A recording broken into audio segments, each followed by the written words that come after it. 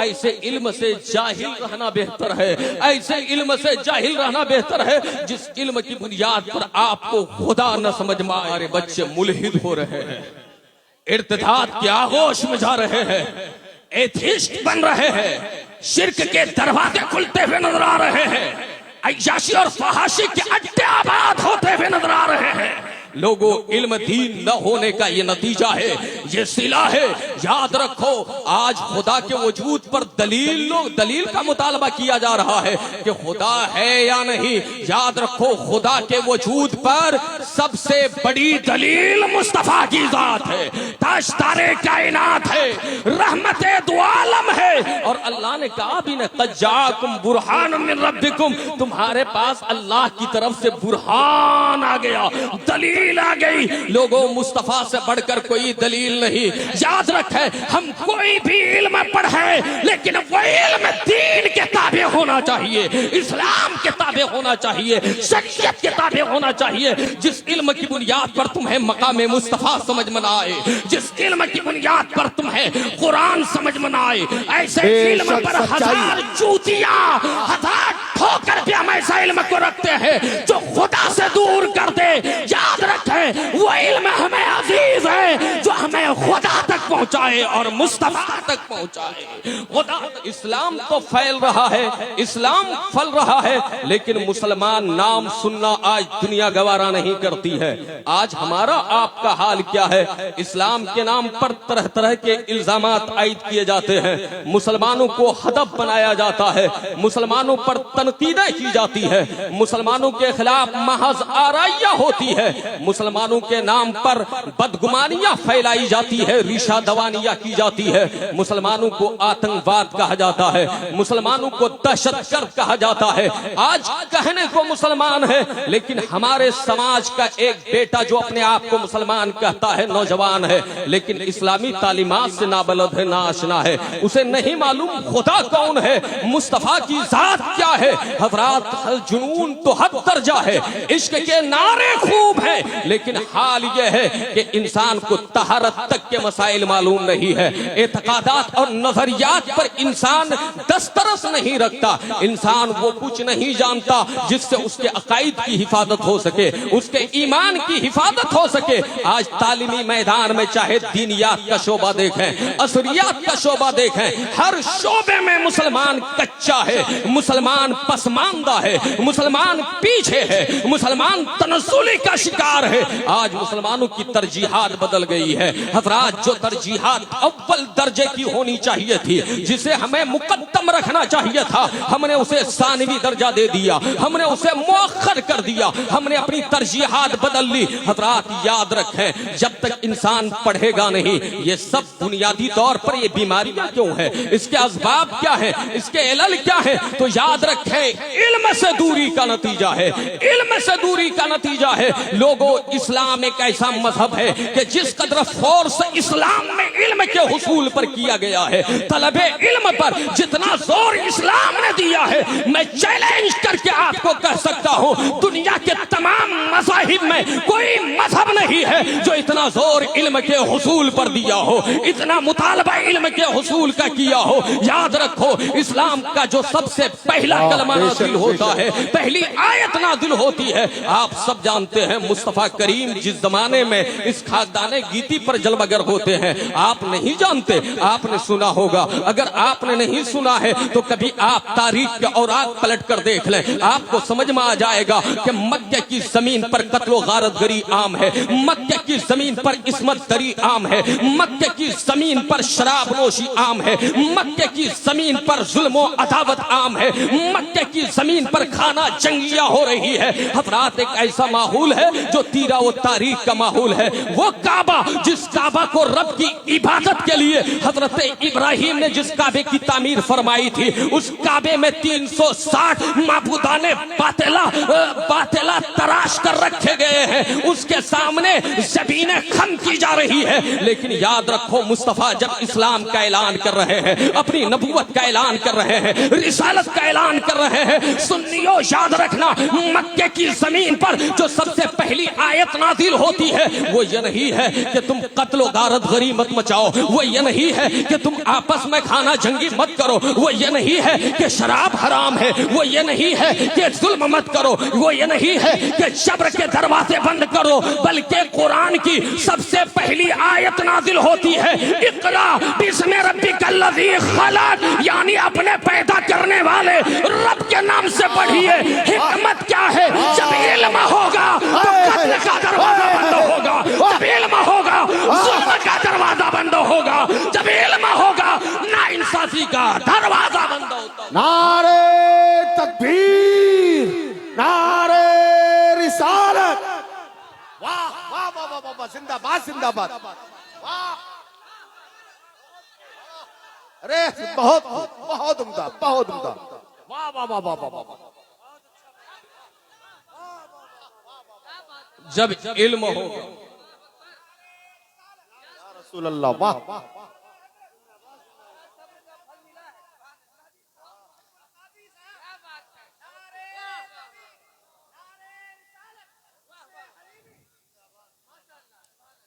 जिंदाबाद जिंदाबाद। असद भाई की एक ये बहुत बड़ी खूबी है कि वो असागिर नवाज भी है। अल्लाह ताला उन्हें सलामत रखे, आप तमाम उलमाए किराम को सलामत रखे। मैं ये अर्ज कर रहा था, आयत इल्म के हवाले से नाजिल हो रही है और हुजूर की बेइज्जत का मकसद भी यही बताया जा रहा है, जो अल्लमुहुमुल किताबा वल हिकमा, कि वो तुम्हें किताबो हिकमत की तालीम दे। नबी क्यों आ रहे हैं? किताबो हिकमत की तालीम देने के लिए आ रहे हैं। और मुस्तफा ने ऐलान फरमाया था, बुइस्तु मुअल्लिमन, लोगों मुझे अल्लाह ने मुअल्लिम बनाकर जलवागर फरमाया है। क्या बनाकर? मुअल्लिम बनाकर जलवागर फरमाया। और हुजूर के इल्म को आज की जाहिल किस्म के लोग नापने चले हैं, नहीं मालूम कौन सा पैमाना है। अरे नादान, तुम्हें मुस्तफा का इल्म क्या समझ में आएगा? नबी का इल्म तो मा काना व मा यकून का इल्म है। नबी का इल्म तो यह है, अर्रहमानो अल्लमल कुरान, रहमान ने अपने हबीब को कुरान सिखाया। वो अल्लम का मालम तकुन तालम, वो काना फज़लुल्लाहि अली का अज़ीमा, महबूब जो कुछ नहीं जानते थे आपके रब ने आपको सिखा दिया। लोगों, मुस्तफा उम्मी तो बनकर आए, लेकिन उम्मी का मतलब यह था कि नबी ने दुनिया के किसी इंसान से, अदर पर्सन से नहीं पढ़ा, किसी व्यक्ति से नहीं पढ़ा। मुस्तफा को पढ़ाया तो परवरदिगार ने पढ़ाया है, रब्बे ज़ुल जलाल ने पढ़ाया है। और इतना पढ़ाया, इतना पढ़ाया, इतना पढ़ाया कि नबी कल को भी जानते हैं, आज को भी जानते हैं, पास भी मुस्तफा के पेशे नजर, परसेंट भी मुस्तफा के पेशे नजर, फ्यूचर भी नबी की निगाहों के सामने। बल्कि हद तो यह है कि खुदा ने अपना जलवा सबसे छुपाया, सबसे छुपाया, सबसे छुपाया, लेकिन महबूब को बुलाकर अपना जलवा भी दिखा दिया। बरेली के इमाम पुकार उठे, और कोई गैब क्या तुमसे निहा हो भला, जब न खुदा ही छुपा तुम पे करोड़ दुरूद, जब न खुदा ही छुपा। बहुत उम्दा, बहुत उम्दा। अरे हजरत जिंदाबाद जिंदाबाद, वाह, जिंदाबाद।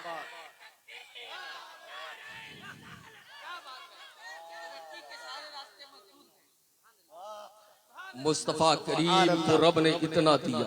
आज एक बात याद आ गई, अर्ज कर दूं, आज इल्म न होने की वजह से हमारे बच्चे मुल्हिद हो रहे हैं, इर्तिदाद के आगोश में जा रहे हैं, एथिस्ट बन रहे हैं, शिर्क के दरवाजे खुलते हुए नजर आ रहे हैं, अय्याशी और फहाशी के अड्डे आबाद होते हुए नजर आ रहे हैं। लोगों, इल्म दीन न होने का ये नतीजा है, ये सिला है।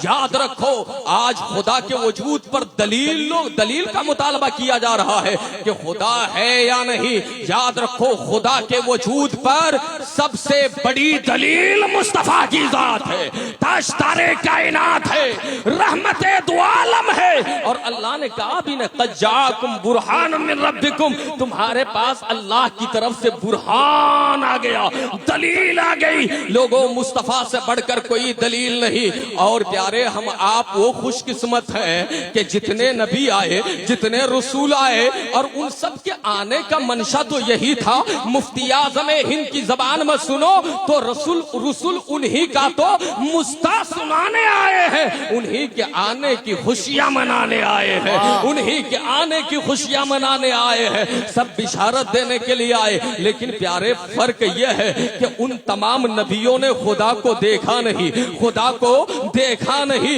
खुदा ने कहा, वही के जरिए उन्होंने आकर दुनिया को बताया। लेकिन मुस्तफा में और तमाम नबियों में, रसूलों में फर्क यह है कि उन तमाम ने सुनकर जमाने को बताया, लेकिन मुस्तफा ने खुदा को देखकर जमाने को बताया, देखकर जमाने को बताया। लोगों, मुस्तफा जाने रहमत की वो जात है। और खुदा के वजूद पर दलील ढूंढने वालों, याद रखो, अपनी जात पे गौर करो तो तुम्हें समझ में आ जाएगा खुदा मौजूद है। तुम अपने आप पे गौर क्यों नहीं करते? जमीन पे गौर करो, आसमान पे गौर करो, इस कारीगरी को देखो, इन सनातों को देखो, इस दुनिया में नमूदार होने वाले नशोनुमा को देखो, नशीबो फिरास को देखो, तुम्हें समझ में आएगा खुदा ये है। याद रखो, ये सूरज पूजा के काबिल नहीं, सूरज को नहीं पूजा जा सकता। वो सखरा लकुमुल लैला वो नहारा वो सखरा शम्सा वल कमरा। अल्लाह ने कहा, तुम्हारे लिए रात दिन को हमने मुसख्खर कर दिया, तुम्हारे लिए मैंने सूरज को और चांद को मुसख्खर कर दिया है। वो सखरा लकुम माफिस समावात वल अर्द। और अल्लाह ने जमीनों आसमान में जितनी चीजें हैं, सारी चीजें बंदों के लिए मुसख्खर फरमा दी है। लेकिन बावजूद इसके आज दुनिया एक कुछ लोग वो हैं जो इन चीजों की परस्तिश करते हैं, इन्हें अपना माबूद समझते हैं। और कुछ वो हैं जो सीधे सीधे खुदा के वजूद का इनकार कर बैठे, खुदा के वजूद का इनकार कर बैठे। जालिम खुदा के वजूद का इनकार करता है, खुदा के वजूद का इनकार करता है। याद रखें प्यारे, ये माइक मेरे सामने है और मैं आप क्या कहेंगे? ये माइक है तो इस माइक का कोई बनाने वाला होगा ना भाई। असर है तो मुअस्सिर जरूर है, हजरात मालूल है तो इल्लत जरूर है, इफेक्ट है तो कॉज जरूर है। मतलब यह है कि पीछे कोई ना कोई ताकत काम कर रही है। ये दुनिया का सिस्टम चल रहा है, ये दुनिया का निजाम चल रहा है, ये कायनात अपना काम कर रही है, ये दुनिया काम कर रही है। लोगों, इसके पीछे कोई ना कोई ताकत है। याद रखो, वही खुदा है, वही खुदा है। लेकिन लोगों, आज कुछ लोग हवास से खमसा के जरिए खुदा को समझना चाहते हैं, जबकि हवास से गलती का इम्कान है। मुफ्ती साहब बैठे हैं, कुव्वते सामिया से गलती हो जाती है, बासरा से गलती हो जाती है, लामिसा से गलती हो जाती है, जायका से गलती हो जाती है, कुव्वते शामा से खता वाक़े हो जाए, मुमकिन है। लेकिन प्यारे, खुदाए तबारक व तआला को समझने के लिए हमारे पास जितने हवास है वो महदूद है। हद तो यह है कि अक्ल भी महदूद है, अक्ल भी महदूद है। अभी मैं एक किताब का मुताला कर रहा था, उसमें एक बात मेरी नजर से गुजरी। हजरत इमाम मालिक रज़ी अल्लाह तआला अन्हु से किसी ने कहा था, खुदा है तो नजर क्यों नहीं आता? इमाम मालिक फरमाते हैं, तुम्हारे पास अक्ल है? उसने कहा, हाँ अक्ल है। तो आपने फरमाया, जरा अक्ल दिखाओ, अक्ल मरई है या गैर मरई है? अक्ल है तो जरा दिखाओ। वो कहने लगा, अक्ल दिखाने की चीज नहीं है। तो हजरत इमाम मालिक ने पलट कर पूछा, जब तुम्हें अक्ल नजर न आए फिर भी अक्ल को तस्लीम करते हो तो कैसे? उसने कहा, आसार से। उसने कहा कि रीजन यह है कि उसकी कुछ अलामतें जाहिर हो रही है, जिसकी बुनियाद पर मैंने जाना है कि अक्ल है। लोगों, जब अक्ल को बगैर देखे हुए मान सकते हो तो एक खुदा को बगैर देखे हुए क्यों नहीं मान सकते? एक खुदा के वजूद के हमारा खुदा वो है। मैं आपको बता दूं प्यारे, खुदा मौजूद था, उसकी जात वाजिबुल वजूद है, वाजिबुल वजूद है, और वो हमेशा से है, हमेशा रहेगा। ये स्पेस, ये टाइम, ये जमाना, ये वक्त, ये मरूरे अय्याम, ये शाम, ये सुबह, ये दिन, ये दोपहर, ये सारे औकात प्यारे दुनिया की तख्लीक के बाद है। याद रखना, खुदा हमेशा से है, हमेशा रहेगा। इससे पहले कोई सवाल ही पैदा नहीं होता कि उस वक्त क्या था या नहीं था, क्या कर रहा था या नहीं कर रहा था। अरे मेरा खुदा वो है मेरे प्यारे, तुम कहते हो अगर खुदा मौजूद है तो खुदाए ताला फिलिस्तीन के उन बच्चों को क्यों नहीं बचाता? वहां जुल्म हो रहा है, जुल्म को क्यों नहीं रोकता? मैं पूछना चाहता हूँ, खुदा ने इंसान को पैदा किया तो मजबूरे महज बनाकर नहीं पैदा किया, मुख्तारे कुल बनाकर नहीं पैदा किया। हजरात आप कहेंगे कैसे पैदा किया? तो खुदा ने कुछ आजादियां दी, कुछ फ्री विल जिसको कहते हैं, अल्लाह ताला ने कुछ इख्तियारात दिए और कायनात को दारुल इम्तिहान बनाया। अगर फिलिस्तीन में जुल्म हो रहा है, बच्चे शहीद हो रहे हैं, तो वो बच्चे एक तरफ तो हमें यह पैगाम दे रहे हैं कि ईमान हो तो तुम्हारे पास हमारे जैसा ईमान होना चाहिए, अकीदा रखना तो हमारी तरह अकीदा रखना, नजरिया रखना तो हमारी तरह रखना। मतलब यह है खून का जाम पी लेना लेकिन ईमान का सौदा न होने देना। दूसरी तरफ उन पर जुल्म हो रहा है लेकिन ये जालिम जुल्म पर जुल्म कर रहे हैं। लोगों इसका नतीजा यह है, इसका यह मतलब नहीं कि खुदा मौजूद नहीं है,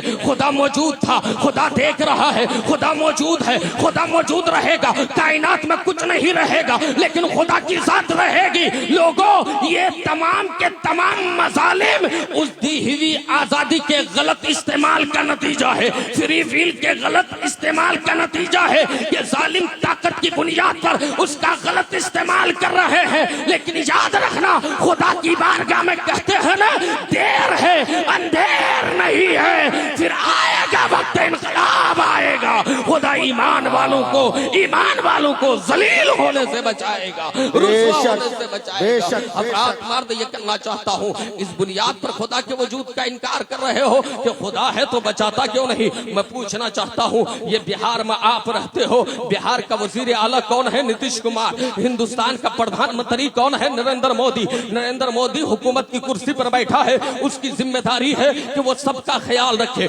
सबके हुकूक की रियायत करे। नीतीश कुमार बैठा है, वो रियासत के सारे लोगों का जिम्मेदार है। लेकिन इख्तियार में रहते हुए क्या जुल्म नहीं होता? क्या मजालिम नहीं होते? क्या एक दूसरे के कत्ल के वारदात दरपेश नहीं आते? क्या एक दूसरे के हुकूक सल्ब नहीं होते? हजरात क्या मतलब है? वो इख्तियार की कुर्सी में बैठा है, फिर भी एक जवान इंसान को 3 दहाड़े मार दिया जा रहा है, एक बेटी की इज्जत लूट ली जा रही है, एक इंसान को जलील किया जा रहा है, हुकूक छीने जा रहे हैं। तो क्या इसका मतलब तुम कहोगे कि वजीर आला नहीं है? वजीर आला नहीं है क्या उसकी वजारत का इनकार कर बैठोगे? वजीर आजम होने का इनकार कर बैठोगे? नहीं लोगों, जिस तरीके से वजीर आजम के रहते हुए जुल्म हो रहा है लेकिन तुम्हें जुर्रत नहीं हो रही है कि उसके वजीर आजम या वजीर आला होने का इनकार कर बैठो, ऐसे ही खुदा के होते हुए अगर कहीं जुल्म हो रहा है तो तुम्हें कोई हक नहीं है कि उसकी खुदाई का इनकार कर बैठो, उसके वजूद का इनकार कर बैठो। याद रखना, खुदा था, खुदा है, खुदा रहेगा, ये उसकी जात है। प्यारे, अल्लाह ताला का वजूद बरहक है। मैं आपसे अर्ज ये करना चाहता हूँ, लोगों एक ही इलाज है, खुद भी पढ़ो, अपने बच्चों को भी पढ़ाओ। इस्लाम ने तालीम पर जोर दिया है। खुदा कहता है इक़रा बिस्मि रब्बिकल लज़ी खलक, महबूब अपने पैदा करने वाले रब के नाम से पढ़िए। लोगों इल्म के हवाले से उलमा ने लिखा है, अल इल्मु इल्मान, इल्मुल अदियान व इल्मुल अब्दान। इल्म 2 तरह का इल्म है, एक तो दीन का इल्म है और एक बदन का इल्म है। हज़रात याद रखें, दीन का इल्म बाकी रहने वाला है, बदन मिट्टी में सड़ गल जाएगा, लेकिन उस इल्म का सीखना भी जरूरी है। हज़रात कोई भी इल्म हासिल करो, नुक्ते नजर ये होना चाहिए, फिक्र ये होनी चाहिए, मकसद ये हो कि कोई भी इल्म पढ़ो दुनियादार के नाम से नहीं, अपने परवरदिगार के नाम से पढ़ो, रब्बे जुल जलाल के नाम से पढ़ो।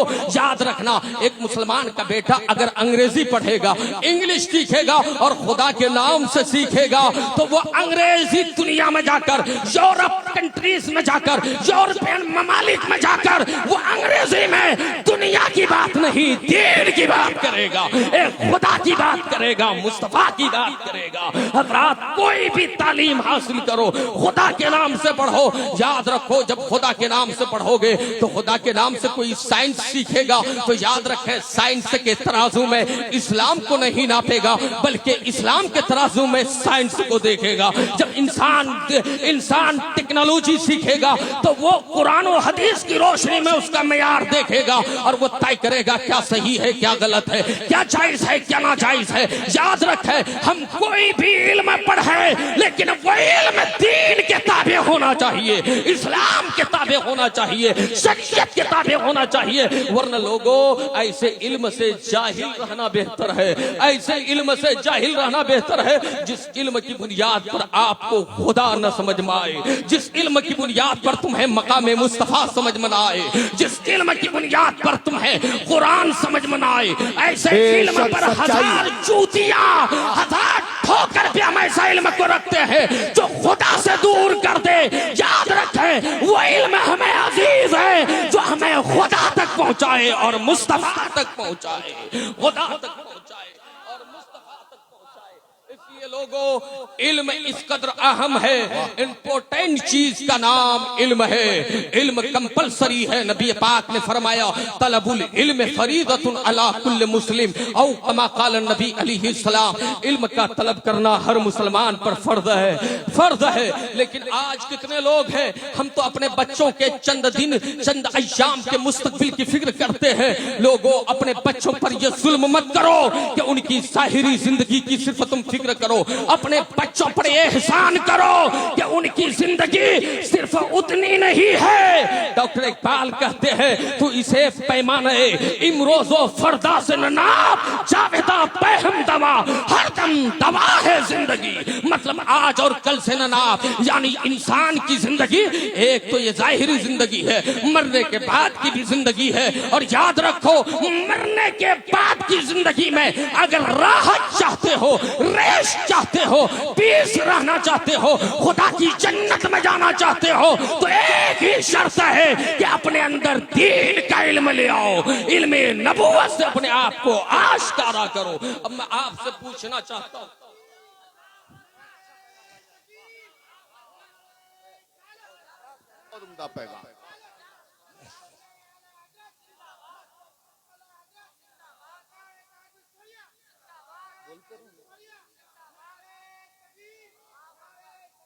ओ भाई, ए दोस्त, इधर आइए ना, इधर आइए। आप बड़े अच्छे इंसान हैं माशाअल्लाह। आपने किस हुस्न अंदाज में नारा लगाया। इधर आइए यार, आप जवान, मैं जवान, ये उलमा बैठे हैं, मुफ्ती साहब उधर बैठे हैं, इधर मुफ्ती साहब बैठे हैं, आप हाथ लाइए ना। अरे यार दोस्त, मेरे भाई, मैं आपको पूछना चाहता हूँ, इसको पहनने से क्या मिलेगा आपको? यही मसला क्या आला हजरत है, यही रंगे रजा है, यही इश्क मुस्तफा है? नहीं, ये फालतू गुनाहों का बोझ लेकर आप ढो रहे हैं। अभी खोलिए और इसका हकदार आपकी बीवी है, आपकी बहन है, आपकी बेटी है। लिया कर बहन के आगोश में डाल दीजिए। बहन खुश होगी, खुदा खुश हो जाएगा। बीवी राजी होगी, खुदा राजी हो जाएगा। वाह वाह वाह वाह वाह वाह वाह वाह वाह।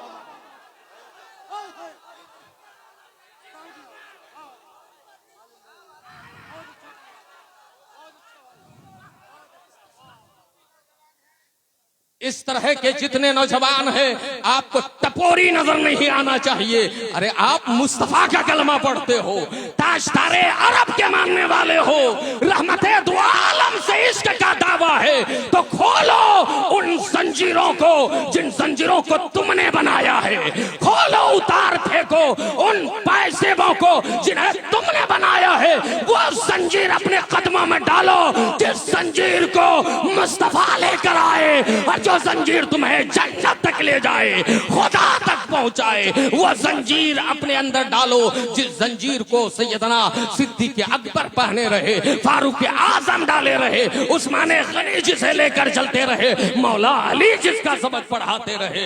लोगों, याद रखो, इल्म दो तरह का इल्म है। मैं अर्ज कर रहा था, एक तो यह है अल इल्मो इल्मान, एक है इल्मुन फिल क़ल्ब, ऐसा इल्म जो दिल में उतर जाए। क्या? दिल में उतर जाए। फज़ाकल इल्मुन नाफ़े, वो कौन सा इल्म है? इल्म नाफ़े है। और दूसरा इल्म क्या है? इल्मुन अलल लिसान, फज़ाकल हुज्जतु अला इब्ने आदम, वो इल्म है जो इंसान की जबान पर हो, वो इब्ने आदम के खिलाफ हुज्जत है। मतलब यह है ऐसा इल्म हासिल करो जो तुम्हें नफा दे और तुम लोगों के लिए नफा बख्श साबित हो, तुम लोगों के लिए खैर खाह साबित हो सको।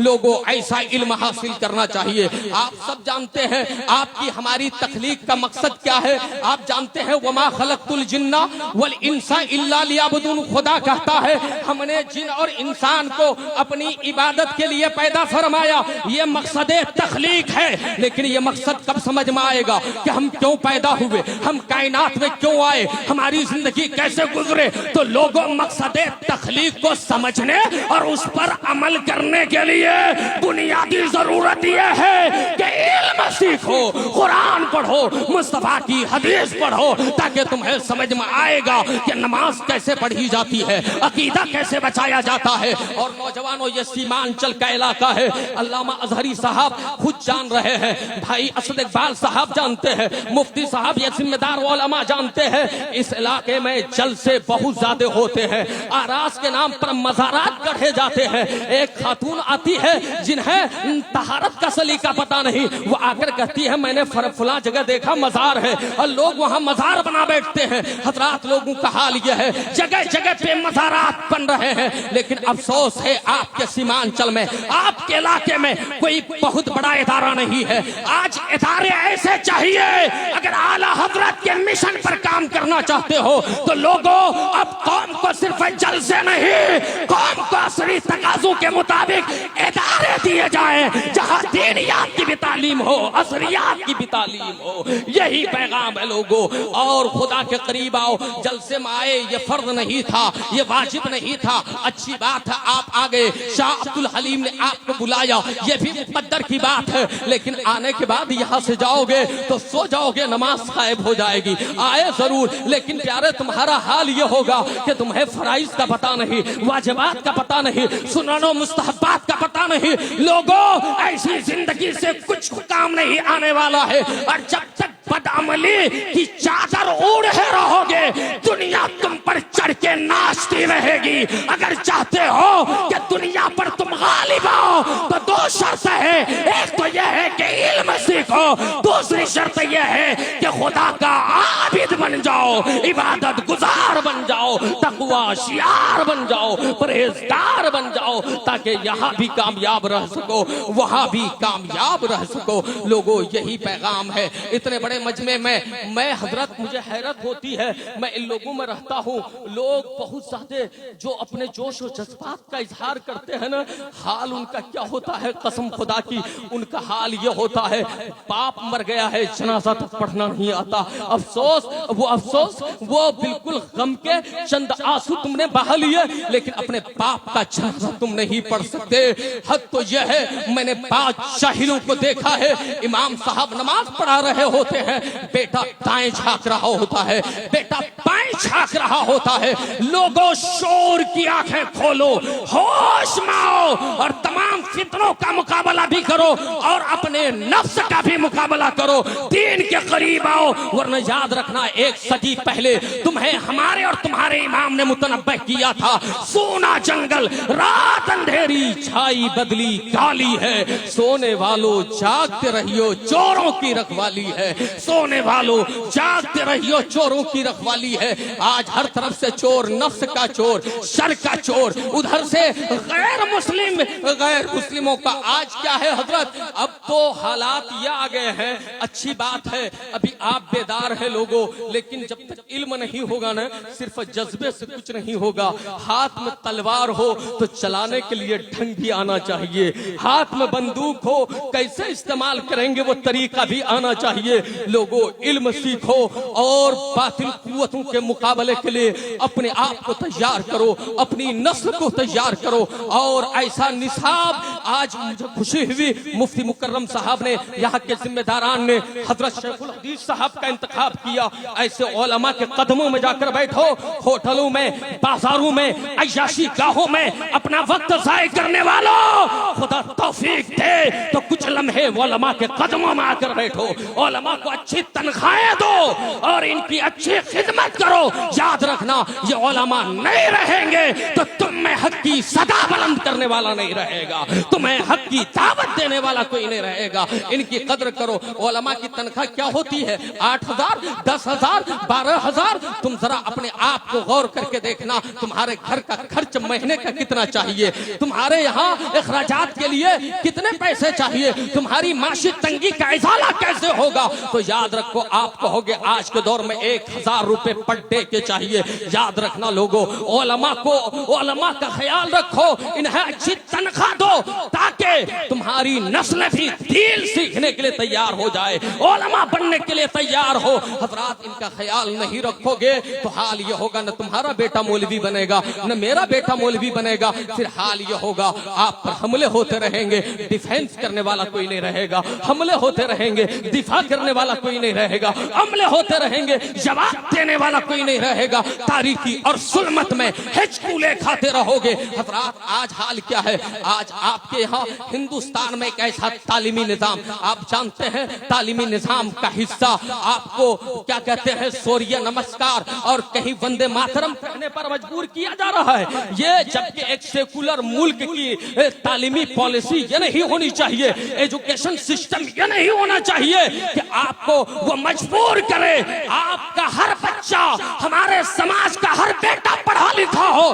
ताकि दुश्मनों की आंखों में आंखें डालकर शरीयत की रोशनी में बात कर सके और ये बता सके ये मुल्क सिर्फ तुम्हारे बाप दादा का नहीं है, हमारे बाप दादा ने भी अपना खून दिया है, तब जाकर ये मुल्क आजाद हुआ है। इस मुल्क में हम बराबर के हिस्सेदार हैं, बराबर के भागीदार हैं। ये कब होगा? जब आप पढ़ेंगे, आपकी नस्लें पढ़ेंगी। अपने बच्चों को आलिम भी बनाए, डॉक्टर भी बनाए, आलिम भी बनाए, इंजीनियर भी बनाए, आलिम भी बनाए, IPS भी बनाए, आलिम भी बनाए, प्रोफेसर भी बनाए। अपने बच्चों को दीन भी सिखाए, दुनिया भी सिखाए, ताकि हर मोड़ पर आपका बच्चा रहनुमाई करता हुआ नजर आए, हर मोड़ पर दीन का परचम लहराता हुआ नजर आए, हक और सदाकत का नारा लगाता हुआ नजर आए। वो सब कुछ गवारा कर ले लेकिन ईमान का जिया गवारा न करे, सब कुछ बर्दाश्त कर ले लेकिन अपने दीन का सौदा बर्दाश्त न करे, अकीदे का सौदा बर्दाश्त न करे।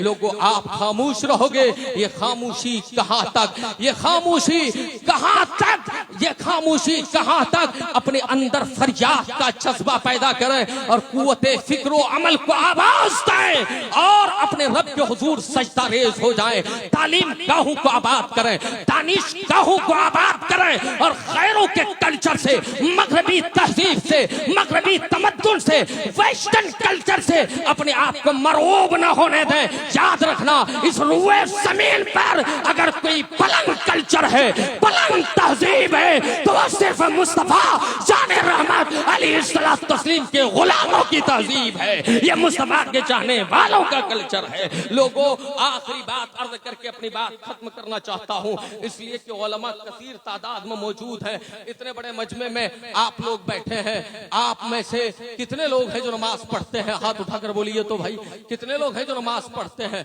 ला हौला वला कुव्वता इल्ला बिल्लाह। 50% की तादाद में भी ये मुसलमान नहीं है।